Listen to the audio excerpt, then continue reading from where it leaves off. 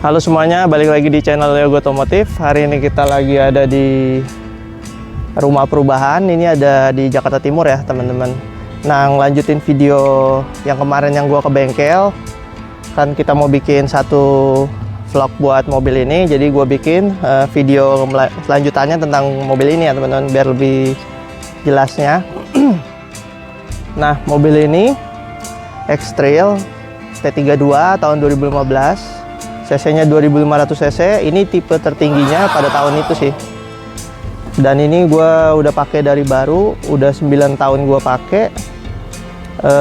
Udah banyak juga beberapa bagian yang gue tambahin dan gue rubah. Sisanya sih masih ada yang standar juga, masih banyak.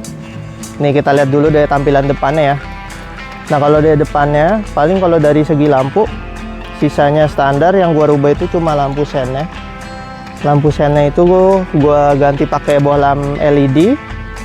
Terus kalau dari segi fog lampnya juga aslinya halogen, gue ganti juga pakai lampu LED yang 3 warna.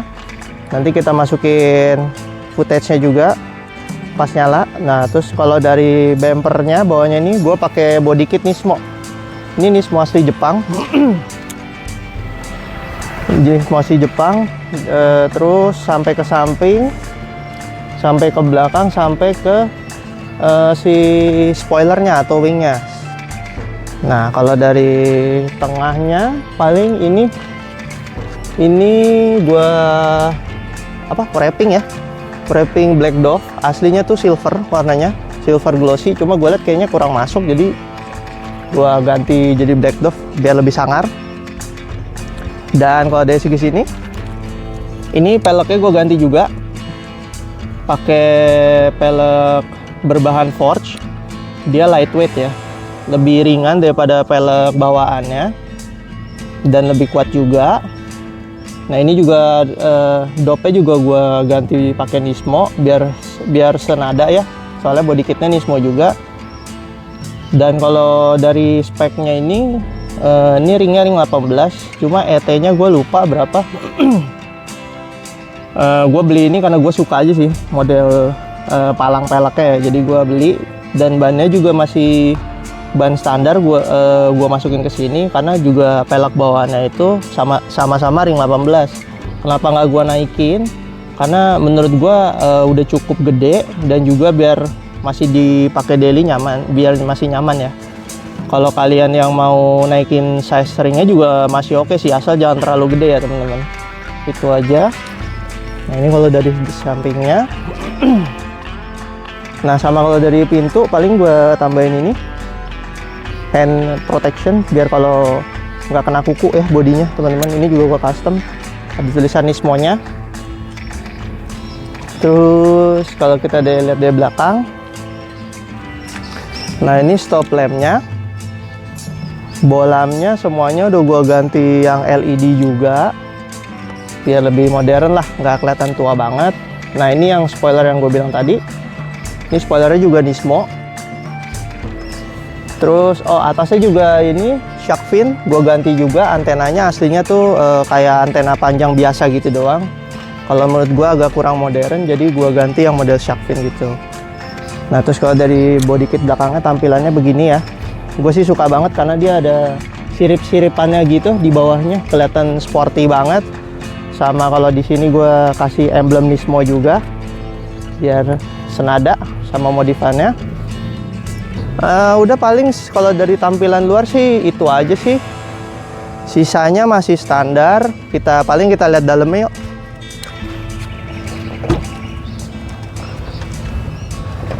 Nah tampilan di dalamnya seperti ini ya teman-teman. Kalau dari segi tampilan dalam yang gue rubah itu cuma head unit ini gue ganti, sama ini ada cover start stop engine gue ganti juga, sama paling ada karet-karetan gini nih buat tatakan gini, tatakan kayak gini yang X-Trail gue taruh biar nggak bunyi-bunyi kalau naruh barang atau naruh koin. Sama ada tuh stiker Nismo di sana. Sama ini gue ganti juga apa sih ini namanya, kaca spion tengah ya. gua tambahin ini kayak cover gitu sih, jadi lebih gede. Kenapa gua tambahin? Soalnya bawaannya tuh menurut gua kecil banget, paling segini lah, kecil. Makanya gua tambahin yang gede biar lebih enak aja ngeliat ke dalamnya. Sisanya standar sih, nggak ada yang gua apa-apain. Oh, sama ini nih, paling cover ini. Cover ini udah, kita paling lihat ke belakang yuk, ke baris kedua ya. Oh, sama ini nih teman-teman. Ini juga banyak yang ngira ini modifan ya. Sebenarnya nggak kelihatan kayak karbon sih. Motifnya gue juga nggak ngerti nih sebutannya apa. Ini bawaan dari X-Trailnya, jadi bukan gue custom sendiri ya. Jadi udah bawaannya udah begini, udah keren. Sama ini udah kulit, memang bawaan juga. Ya, sama joknya juga udah kulit. Semuanya udah leather ya. Nah, kita lihat ke baris kedua. Nah, ini baris kedua ya. Sorry ya, agak berantakan teman-teman. Soalnya memang dipakai daily, jadi agak berantakan. Ya, ini baris keduanya begini. Ya paling di sini gua paling ganti lampu ini aja, lampu kabin ya. Tadinya warna kuning, gua ganti jadi warna putih, biar lebih terang juga. Sisanya udah standar paling. Oh ya, sama di sini sih sebenarnya di setiap pintu gua ada kasih ini ya, welcome door light. Cuma kalau siang nggak begitu kelihatan, nanti kita masukin footage-nya pas agak kelihatan malam deh. Nah, kalau dari segi bagasinya, nah kebetulan yang tipe yang 2500 ini udah power back door. Kalau yang 2000 itu setahu gua masih belum bisa power back door. Nah, ini udah elektrik bagasinya ya. Nah, ini berantakan juga karena kita pakai mobilnya jalan-jalan. Nah, kalau di bagasi ini sebenarnya ini ada seat row ketiganya nih teman-teman. Seat row ketiganya nih, tuh. Jadi bisa buat row ketiga, cuma agak sempit sih kalau menurut gua. Nih, coba kita buka ya, biar kalian lihat. Sebentar. Tuh. Nah, seat row ketiganya gitu. Kita lihat dari sini deh, biar lebih jelas. Ya, coba tuh. Nah, row ketiganya tuh begini ya teman-teman. Agak, kalau menurut gua agak kurang sih, karena nanti legroomnya itu kayak jongkok. Ini agak kurang ke bawah ya, kurang dalam. Jadi sebenarnya ini nggak diperuntukkan buat orang dewasa. Paling anak-anak sih masih oke lah, masih bisa. Cuma kadang kalau kepepet banget sih gua pakai juga buat bawa orang dewasa, mau nggak mau ya. Ya kalau dari sisi row ketiga begini. Tapi kalau untuk bagasi sih menurut gue cukup luas banget ya, tuh bisa muat banyak barang. Cuma emang kalau buat didudukin penumpang sih agak kurang nyaman lah gitu. Oh, sama ini ya, ini gue tambahin seal plate-nya juga biar kalau diinjek langsung kena bodinya. Ini juga X-Trail, semuanya gue kasih. Pintu depan belakang gue kasih biar lebih safety. Sama paling ini talang air juga gue beli, ini asli Nissan-nya. Nah, kita lanjut ke bagian mesinnya ya teman-teman. Nih gue kasih lihat mesinnya. Nah, mesinnya ini cc-nya 2500. Kompresinya kurang lebih nggak sampai 10 atau 10 pas gitu kalau nggak salah. Seingat gue ya, kalau gue nggak salah ya. Dan ini masih bisa dikasih minum pertalit sebenarnya. Cuma kalau gue karena kasihan mesinnya, sayang juga, jadi gue selalu isinya minimal Pertamax lah. Kadang kalau lagi pengen biar agak bersihan, gue kasih Pertamax turbo ya. Nah, kalau dari segi mesin yang gua rubah itu paling di sini di box filternya gua ganti. Di dalamnya tuh ada filter udara, gua ganti yang pakai yang replacement filter biar lebih free flow. Terus kalau dari sini yang kelihatan, ini gua pakai strut bar Ultra Racing. Di depan satu, di belakang bawah itu kalau nggak salah ada 2, seingat gua. Udah lama juga sih gua pasang, jadi nggak begitu ingat. Nah, sisanya standar, nggak ada yang gua rubah sih. Begini aja tampilan mesinnya. Nah, paling untuk spesifikasi mesinnya dan lain-lain nanti gue masukin di video aja ya, biar nggak salah. Horsepower, torsi, dan lain-lain nanti gue masukin di video.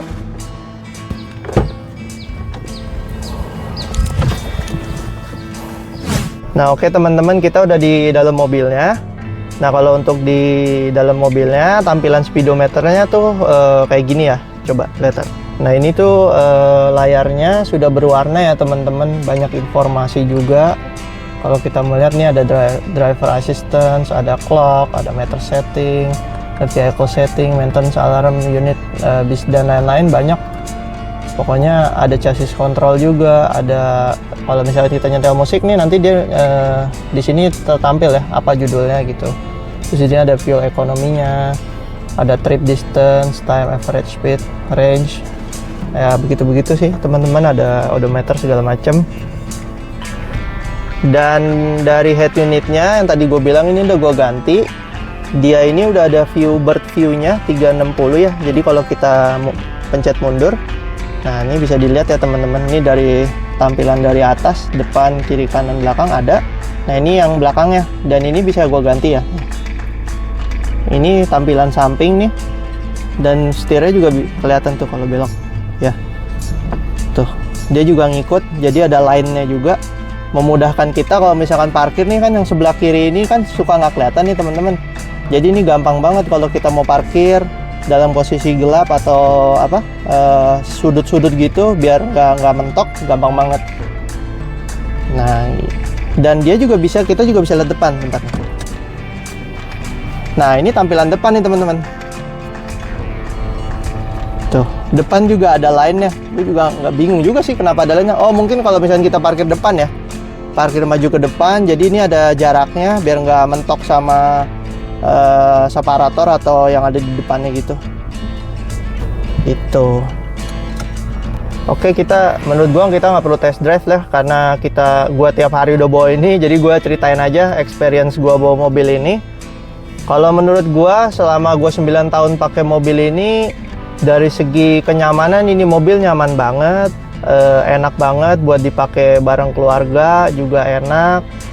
Bagasinya gede, muatnya banyak. Tapi kalau untuk bawa orang banyak sih gua rasa agak kurang, paling maksimal nih mobil berlima ya. Kalau lebih dari itu agak kurang nyaman ya, karena seat row ketiganya tadi gua udah kasih lihat itu agak sempit ya, paling anak kecil aja yang bisa masuk. Dan kalau dari sisi tenaga, ini mobil tenaganya lumayan enak, lumayan gede. Buat selap-selip di tol tuh nggak ragu gitu, nggak ada ngemposnya, enak banget mobil ini. Cuma ya paling kalau kita ngomongin dari segi minusnya yang pertama kaki-kaki, terutama cross membernya itu sering banget kena. Gue udah pernah ganti juga, dan juga shocknya juga suka sering bocor.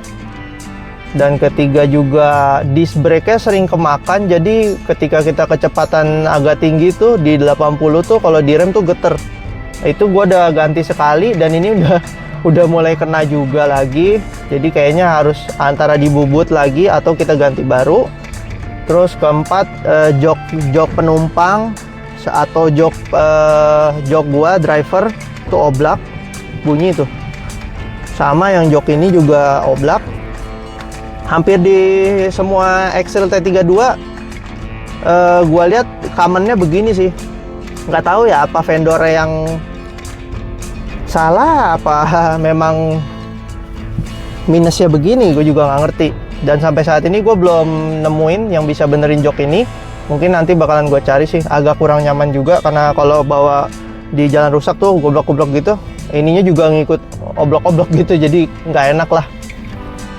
Dan paling kalau AC sih aman lah kalau di mobil gua. Cuma di beberapa mobil gua yang sama kayak gini, di teman gua yang lain ada juga yang FAP bocor, jadi butuh diganti dan lumayan mahal ya. Sisanya paling CVT. Kalau dari mesin, CVT-nya itu banyak yang bilang rewel. Ada juga yang beberapa gua udah temuin di bengkel udah banyak yang jebol, udah banyak yang ganti CVT. Cuma kebetulan di mobil gua ini selama gua pakai dari baru itu setiap 20.000 km atau lebih sedikit, gue pasti ganti oli maticnya. Jadi nggak pernah tuh gue lebih dari kalau menurut manual booknya sih katanya 100.000 km. Gue sih nggak mau ngikutin ya karena menurut gue itu terlalu jauh banget. Jadi kalau gue per 20.000 gue pasti ganti oli matic supaya lebih aman. Jadi sejauh ini CVT-nya sih nggak ada bermasalah di mobil gue ini. Dan kalau dari segi konsumsi bensin ya teman-teman, ini sih biasanya kalau macet-macetan 1:8, 1:9. Kalau gua bawa keluar kota atau jalanan kosong itu maksnya bisa 1:15. Itu kalau bener-bener kosong banget. Menurut gua sih ya cukup lah, nggak boros dan nggak terlalu irit juga, masih oke lah.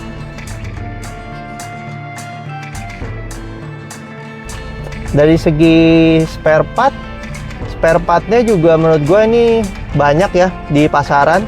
Ada yang mau nyari yang original juga ada, mau nyari yang aftermarket pun ada. Jadi nggak susah lah buat nyari spare part mobil ini.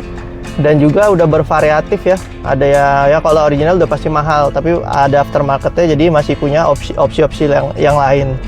Jadi nggak terlalu ngeberatin kantong. Kalau pajaknya mobil ini tuh 5 juta buat teman-teman, biar kalau mau beli mobil ini pajaknya tuh 5 juta. Mungkin sedang lah ya, nggak terlalu mahal, nggak terlalu murah juga, tapi tergantung orang juga ya. Dan itu sih paling itu aja kalau dari segi minusnya. Kalau menurut gue sisi plusnya, mobil ini tarikannya enak. Dan juga nggak terlalu boros menurut gua. Tampilannya masih oke. Paling begitu aja sih kalau dari sisi plusnya. Sisanya sih ini ya tergantung pribadi masing-masing. Kalau menurut gua sih itu menurut pendapat gua. Kesimpulannya paling ya buat kalian yang mau beli mobil ini, menurut gua masih worth to buy banget di tahun 2024. Karena tampilannya itu masih nggak ketinggalan zaman, masih kelihatan modern banget. Dan juga menurut gue secondnya ini sekarang harganya menurut gue udah lumayan jatuh ya. Ini dulu gue beli barunya tuh hampir 400 jutaan. Sekarang itu gue lihat di marketplace udah ada yang jual 190, ada yang jual 200 lebih dikit. Jadi masih worth to buy banget ya. Paling yang perlu kalian cek itu yang tadi yang gue sebutin ya, paling dari AC, CVT, kaki-kaki, itu sih yang udah paling penting. Nah paling sama terakhir ya joknya ini ya, kalau kalian paling gampang banget buat dicek. Itu sih kalau minus-minus dari si X-Trail T32 ini. Fiturnya ya menurut gue sama aja. Di sini ada buat retract spionnya, tapi manual ya. Jadi kalau ngunci mobil itu dia nggak auto retract. Sama auto doornya ini cuma yang di pengemudi mobil, sisanya belum auto. Dan fitur-fitur lainnya sih sama lah kayak mobil biasa, nggak ada yang spesial banget. Ini juga belum ada sunroofnya, masih biasa banget. Paling segitu aja untuk review Nissan X-Trail T32 nya ya teman-teman. Terima kasih buat yang udah nonton, jangan lupa like, comment, dan subscribe. Sampai jumpa di video berikutnya. Dadah.